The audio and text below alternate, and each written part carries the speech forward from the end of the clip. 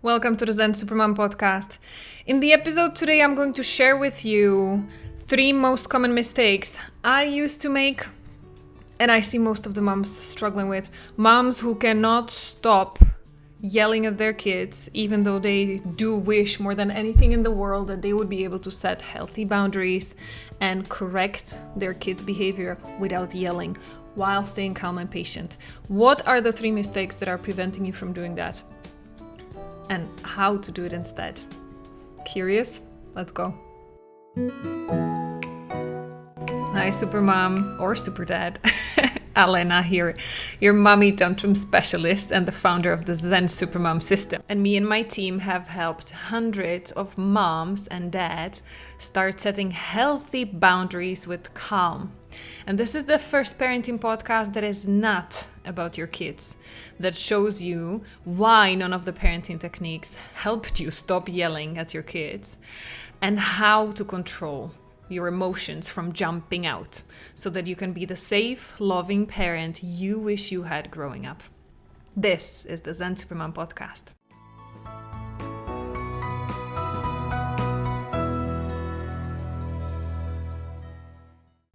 Hi, my name is Elena and I'm a mommy tantrum specialist because I used to be a specialist at having mommy tantrums and yelling at my daughter whenever I was too stressed and overwhelmed and she was not listening fast enough. Luckily for her and for you, I turned it around and now I'm a specialist at helping other moms and dads with their mommy tantrums. Me and my team, that's what we do inside the Zen Supermom and Zen Superdad program. And in this podcast episode, I want to talk to you about 3 mistakes, 3 most common mistakes that I used to make. And that's why I kept yelling for even longer than I would like to admit. And 3 mistakes that I now see also in other women. So loving, such a big heart, and you understand that physical violence, even verbal, emotional violence and explosions are not okay. And you're doing everything possible and even impossible to be able to stop it. Like, this is something that you wish more than anything in the world, so that you stop feeling guilty for damaging your children. But no matter what you tried, maybe some things helps a little bit, but you're still stuck in the yelling loop. Why? What are those 3 mistakes? What are those 3 key blocking points that keep you stuck? Let's dive into that in this podcast episode. Sounds good? Thing number 1. The first thing that I always notice is that at the beginning, moms are first blaming it on the kids. It's my kids' fault. It's because they have ADHD. It's because they are out of control, because they are violent, because they have the genes of my ex, because they do this, even though I told them not to do that, because they are asking for my da-da-da-da-da-da-da. Okay, that's usually the first stage. No judgment. I used to do it myself. Just giving you the pre-warning. Hey, red flag here. The longer you keep doing that, the longer you keep giving your power away and blaming anybody for it. Be it your kids, be it your husband, partner, wife who are not helping enough, be it your hormones at certain times of the month, be it the situation that you're an expatriate and you have no support around and you have to do it all by yourself because you're a single, divorced, separated mom. As long as you keep blaming it on the outside world, you will keep being stuck. Yes. And that's not to say it's your fault. So that's why you need help and you should look at it yourself, because that's usually the next stage when moms start to understand, okay, well, there is something in me. There is a reason why I start behaving as a child when my kid triggers me. Actually, I start behaving like a kid. I start yelling and crying. I'm not able to control my emotions. I start having a mommy tantrum. Yeah, mommy tantrum specialist. Yeah. I start having a mommy tantrum. So there's something I need to look within me. So it's my fault and I'm guilty. Okay, and that doesn't help either. Please. It's still in the same category of like trying to look at who's at fault, who's to blame. Let's take a deep breath. Really, no judgment. It is not even your fault. It's not your fault. I explained that in our free mommy tantrum training. that I often get the feedback afterwards that it gives people more insights and value than even years in parenting courses or even in classic talk therapy. Because you understand why it's happening and it's not your fault. Yes, it is your responsibility to clean it up. But as long as you keep beating yourself up, you're wasting your energy that you could be using for getting better. Okay? So, first mistake that I usually see the most and that I used to be guilty of is finding someone or something to blame, including yourself. Not helpful. Let's shift the attention rather. Eyes on the road, I call it. Watch out what you're asking your smart brain to, like what questions you're asking your smart brain and where your focus is going, because that's where your energy will go. If you keep asking yourself the question like, why didn't just help me? Why are my kids so difficult? Why am I so like such a bad mom and I can't do it and other moms can? What is the impact that's going to have on you? Yeah. So rather, eyes on the road, watch where you want to go instead. Start focusing on what result you do want. And then let's continue. It actually tracks in nicely with the second mistake that I see very often, because once you start looking for solutions, so what is the solution that can take me there, where I want to go instead? I don't want to be yelling. I want to be a calm, patient mom who can set healthy boundaries with calm, but still firm and clear enough so that kids don't mess with me. How to do that? You start looking for solutions, right? And you can let me know, like then in some, in whatever social media, send me a message or send me an email. Let me know, how long have you been already looking for help? How long? How long have you been already scrolling through the internet, watching some free YouTube videos or following some Instagram parenting specialist, trying to find something that works now? Like right now. Give me the script, the golden bullet, verb, like word by word quote that I can use when my kid is doing this or that. Just give me the script. I'm going to say that. They're going to turn into a unicorn. They will never make me angry again. And the world will be a better place. Just give me something that works now and always. That's mistake number 2. Because if it was that easy, there would be no yelling moms today. And you know, that's not the reality. And you know, that's not how it worked for you either. Because how many of these scripts have you already tried? How many of these parenting experts have you been following for how long? Why is it not working? Do you already know? Why is the answer, like, why is it not something that's like a, give me the pill, I'm going to swallow it, and I'm going to be good forever. I'm never going to shout again. Why is it not a solution? Why is there actually no solution that would work now, like within seconds? You tell me. Are all your kids the same if you have more than one? Did you try applying the same techniques with multiple kids? It's not working for them the same way, right? And even for the same kid. Maybe you try to apply it one day in one situation, it worked, and then another day in another situation, it cannot.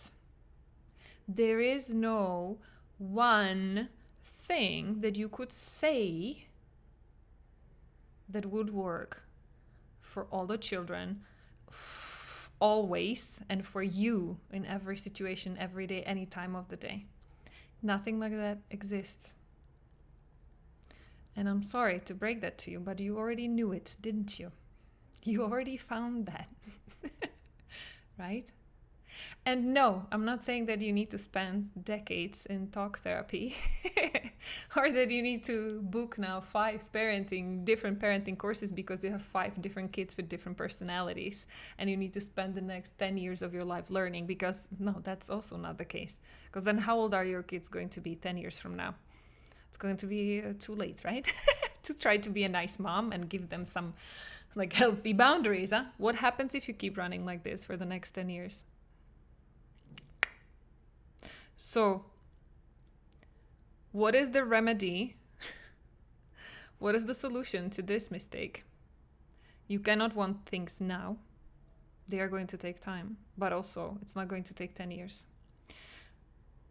The solution, and again, I'm going to refer you back to my mommy tantrum training where I explain why you cannot stop yelling. You need to understand first what is underneath your anger, okay?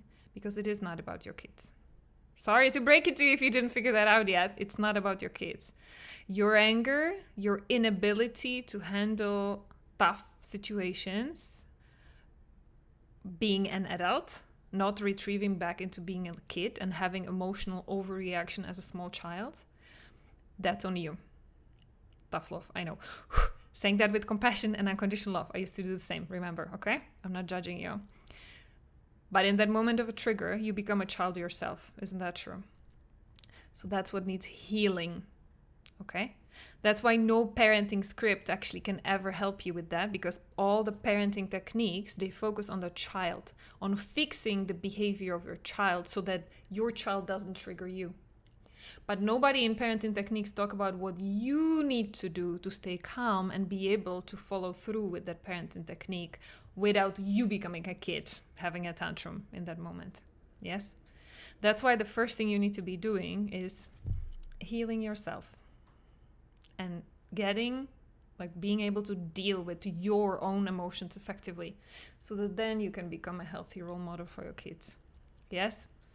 So what is the opposite, or how to fix that mistake of wanting one solution for all situations now? Realize that it's not about parenting techniques are not going to give you the answers, and start focusing on healing, being able to deal with your emotions and with those triggers instead. Okay? And again, I explain more about that in mommy tantrum trainings that are free, and you can go and learn more about that. Okay? That's a second mistake. I wish somebody told me these things so that I wouldn't have to figure it out the hard way. And it took me so long. That's why I'm sharing, by the way. That's why I'm sharing these.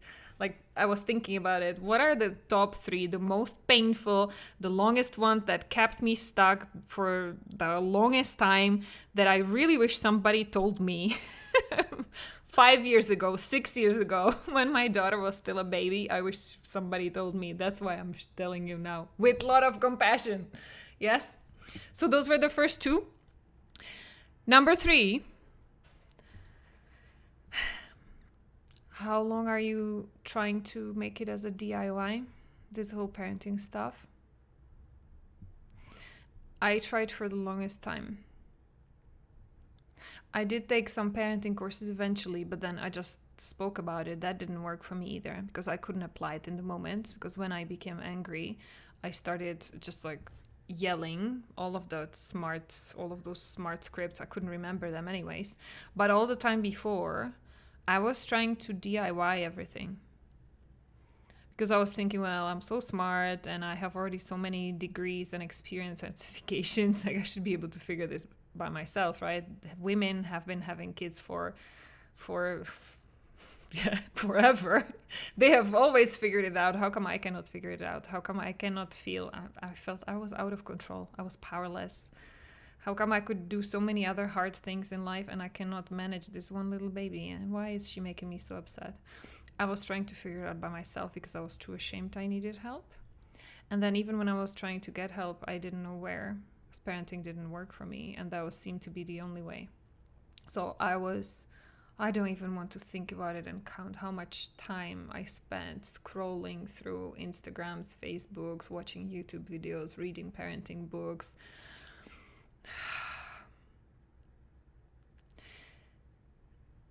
If it was as easy as doing a DIY, then we wouldn't be even thinking, we wouldn't be sitting here, right? You wouldn't have to listen to another parenting podcast because you would have already found the solution. You would be already a calm, happy mom with nice, obedient, healthy, resilient, confident kids. But you're not. You're listening to podcasts like this. Why? Because none of the free advice was able to help you get the healing, really, that you need, as I just explained in previous points. Because your anger triggers are not about your kids. It's about that part of you that got emotionally stuck at the time when you felt disrespected, when you felt not heard, when you felt not appreciated, not good enough? That little piece in you needs healing. And if you're someone, and I don't think that's you, but there are people who get upset when they are looking for help and they are getting all of these freebies from the internet, and then they find a place where they can get help fast and they get upset that it's paid. And I don't laugh at it because I don't mean it in any bad way, but it's as if you got sick physically, like you were feeling ill and you went to a specialist and you were expecting, like, you wanted help and you would go for a help to somebody on the internet who's just like, I did it myself and I managed to get my kids healthy by doing this and that, and because it's my hobby, I do it on sunny Sunday afternoons. I study this as my hobby, so come, I will help you. So would you go rather to somebody like that who can do it maybe, and they would do it for free, or would you rather go to a specialist who studied at school, who spent tens of thousands of dollars, euros on getting their professional education, who have spent years, if not decades, training under some like mentors and professional teachers to make sure that they can do the healing properly, and so therefore their services are paid? Who would you rather work with? Knowing that in this case we are talking about mental health. We are not just talking about learning how to cook a meal or how to wash something or whatever hobby. We are talking here about your mental health and the mental health of your children. How precious is that to you? How important is it for you to get professional help from somebody who know what they are doing, because this is their full-time job and not just a Sunday afternoon hobby? And how would you feel if you were offering your professional services and somebody came in and started blaming you for not wanting to do it for free? What would you tell them about you having to pay your bills, feeding your family, paying for all of your systems to be able to do it professionally, right? So this is where it comes the point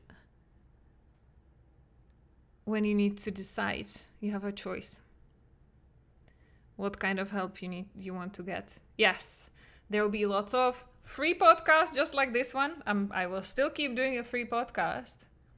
You have tons of free advice on parenting on the internet. Just watch who are you following and whose help you choose to get. Are they a professional? Are they certified? Do they really know what they're talking about officially? Are they trained, or are they just talking from their experience in their specific life situations? Is it just a hobby for them? Yes. What are the guarantees they have for you? What are the results they have reached with other clients who might be similar to you? Yes. Realizing that mental health is no joke. You don't want to get that wrong. You don't want to work with somebody who would make you feel even worse, which is often what happens when you work with someone who is not skilled and trained, who is not safe. That's the risk of trying to get help and following someone's advice. If they are not safe, you can actually end up making it even worse. So this entire podcast, including this episode, is not meant to be a self-promotion and just like, look how great I am, I do it the fastest, I do it the best, I'm the safest. No, like, you're smart enough. Go out there and look and check and compare. Find somebody who you trust and realize that if you want to get a significant result, if you do not want to spend another 10, 20 years suffering and trying to DIY your mental healing, like your mental health improvement on your own, you are going to have to invest. Yes. And it is not selfish. I understand. Like, this is a tough point, and like money is a big topic for moms, especially if you are not having any income right now. If you're a one income family and it's your partner, husband who's bringing the money home because you're at home with kids, or if you're a single mom who needs to feed the family, like you're the one who's feeding the family and there's not enough money. I get it. It's not always easy. I'm not judging that. I'm not disputing that. But then find a way. Rather than looking for the cheapest way, well, what are the ways how you can finance your health improvement? Because you understand what is the cost of not doing it. And you understand of the cost of just like wasting another 10 years or doing something that takes you decades, right? I wish somebody told me that 6 years ago. This is really where my intention is coming from. Because I have seen it. I've seen it not only on myself, but I have had free one-on-one assessment calls with now, I think I can safely say that, more than 1,000 for sure. One day I should count it. 1,000. I don't want to make up numbers, so let me do some math in my head. Because usually, more than 1,000 of women for sure. Assessment call. I spoke to them. They told me about their troubles. They told me about their dreams. They told me about what they have already tried and that didn't work fully yet. They told me how long they have been trying to get it. So, no, I don't know it all. No, I'm not the only one doing these things. But I already know what I do know is where we often get stuck. We often feel it's selfish to invest. We often feel like there's not enough money and this is like, there are more important financially heavy things on the list, so let me take care of these, and then maybe one day when I get a job, when I get a better job, when I get some money, then I will start looking into this, because otherwise I would feel selfish for doing that. This is really, and I heard that from so many moms, when they said this was the best either Christmas present or birthday present for myself, and they still call it like birthday present for myself, while admitting that it's actually the best present for their kids.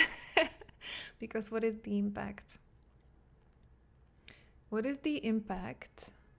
What would become possible for you once you would stop transferring your stress to your kids? Once you would stop exploding in anger whenever they make a mistake or they intentionally push your boundaries? How would your life change if you could take all of these high stress, high triggering situations and handle them in calm? Firmly, still setting boundaries, but with unconditional love. Not blaming your kids for any trouble, but setting the boundaries while showing them how much you love them, that there's nothing in the world they can do that would make you stop loving them. Isn't that what you would wish you grew up with? Feeling that your parents loved you, no matter if you made a mistake or if you had an accident or if you pushed it too far because you were too tired? How would that feel? How would your life be different today if you grew up knowing you're worthy of unconditional love and that you're okay, you're perfect just the way you are? How would your life be different today? Because this is what we are talking about. Not only you feeling that way finally now, decades later, but your kids growing up feeling this way already now, so that they can have the best future they deserve. Yeah. And I get it. Often, like, it feels like, yeah, it's their fault because they are pushing it and they're hyperactive and they have ADHD. And I get it. I need to be calm, but they need some rules and boundaries because they cannot be all over the place and they cannot be just kicking me and kicking their siblings. Yeah, I get it. Yes. Set the boundaries. I get it that you don't know how and not even having like the full idea or notion. Well, how would that even look like? Being calmly saying no or stop or setting the consequence calmly. They wouldn't even listen to me. They start listening to me only when I yell. Well, yeah, because it's completely normal that you don't know how. Because most likely you were not raised this way, right? Your parents were shouting at you. They were raising their voice, right? To make you stop or make you listen. Or maybe just like me, you became a good girl very early on. My parents didn't even have to shout. It was enough if my mom gave me a look. And now you're upset. How come I'm giving looks to my kids and they are not listening? Well, that's great. That's actually good. If your kids are not a good girl or a good boy yet, actually that means your healing can be even faster and they're healing. You haven't shaped them into mini yous yet. Yeah, but all jokes aside, how important is it for you to become the best mom you know you can be? Yeah. I hope that unveiling these 3 biggest mistakes gave you some insights. Let me know. And then go ahead, do your research and start doing your healing work. Please, please, please. I don't care if it's with me or anybody else. Just find a professional who you trust that can deliver you the results you want fast, not overnight. Nobody can promise you that. If they do, run. It's not going to be overnight, but it can be in a few weeks. It is possible. I've seen it so often. And I would wish that for you too. So please, stop wasting your time. Stop wasting your energy on blaming your kids or yourself or your parents. No blame. Take the action. Realize it's not going to be overnight, but also find a way that can be faster than 10 years. And then get ready to invest. Because if you really want professional quality help, place where you can feel safe and somebody who will really give you the result, it is going to take some investment. It's not a DIY. Because in one way or another, you will end up spending your time or your money. And often women waste a lot of time before they finally realize it's time to invest and work with a professional because I don't want to take any more risks. Those were the key 3 mistakes that I hope you can start mitigating and getting rid of so that you can heal. You can heal quickly for you and for your kids so that you can become finally the mom you were always meant to be. That's who I love working with. That's why I'm here. That's why this podcast will keep on being free. Because it's like sometimes we need to hear it 10 times, 20 times from different people. And maybe one day, hopefully this was the last time you needed to hear it from somebody. When something will finally click and you'll be like, okay, I'm ready, let's do it. So go and do it. Take very good care, Supermom. Why can't you stop yelling at your kids? And no, it's not the stress, lack of sleep, kids not listening, fighting, hitting, no support, time pressure, ADHD, hormones. No, moms around the world are doing it regardless. How? Join us for the upcoming Mommy Tantrum training and find out too.